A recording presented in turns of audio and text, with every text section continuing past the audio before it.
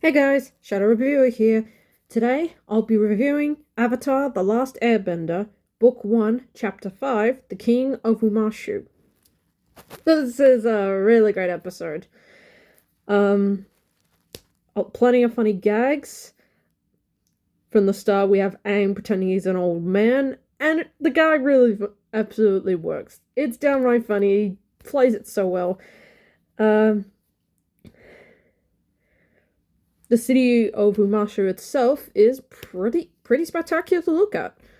I like the intensity of the episode where Aang, Katara, and Sokka are brought before the king for crimes, uh, coming in under false pretenses,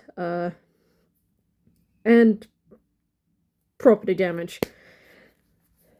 And this king, I'll get to the twist in a bit, is kind of a kooky one. He's not your usual typical intimidating king until not only does he find out that Aang is the Avatar, but he holds Katara and Sokka hostage with special crystals that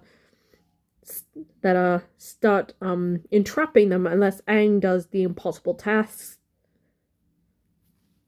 for him. And if he does, he'll release them. And I like how Aang goes through the challenges using his creative brain.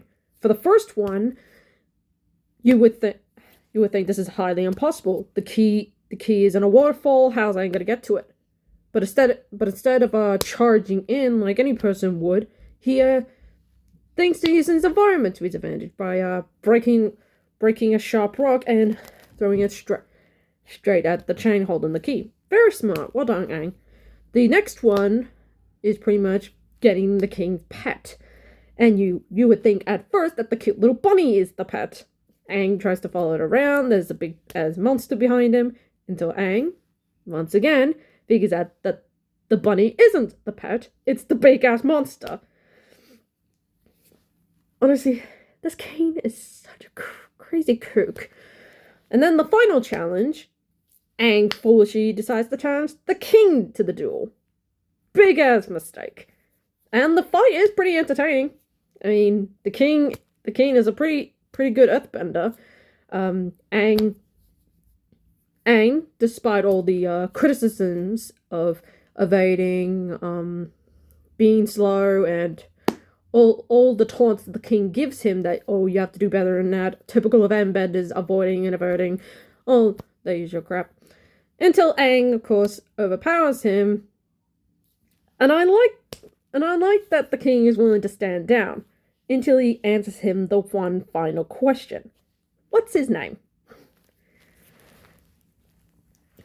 And I like that Aang figures it out, and that's the one thing that, honestly, I'm against the episode, the twist. Now, if there was a flashback to where Aang reveals his little friend, Boomy, used to crazy old things like writing the mail slot down as a slide, which is pretty fun, I'll admit. But the twist is the king is Boomy, from 100 years later. Yeah, I really think that was obvious. And yeah, watching it the first time I wouldn't have guessed it, but given the way the two look and the mannerisms, it is pretty obvious who it was. To me, at least. So, apart from that, Boomy is a great character. He's kooky and crazy, he's a load of fun, he's a kick-ass earthbender, and I like now that the cat's out of the bag, he gives Aang the assurance why he did the challenges in the first place, to prepare him for the challenges ahead to go up against the villain of the series, Fire Lord Ozai, which they actually reveal by name here in this very episode, by the way. Oh, and yes, this starts the running gag of the cabbage guy. My cabbages! And it's a pretty fun gag. I absolutely love it. So, that's my review of Chapter 5, The King of Omashu. Pretty much a big step up from Chapter 4, but with the twist being the only downgrade. But the rest of it is solid enough. Tomorrow I'll be looking at chapter 6, Imprisoned. Until then, I'm the Shadow Reviewer, signing off.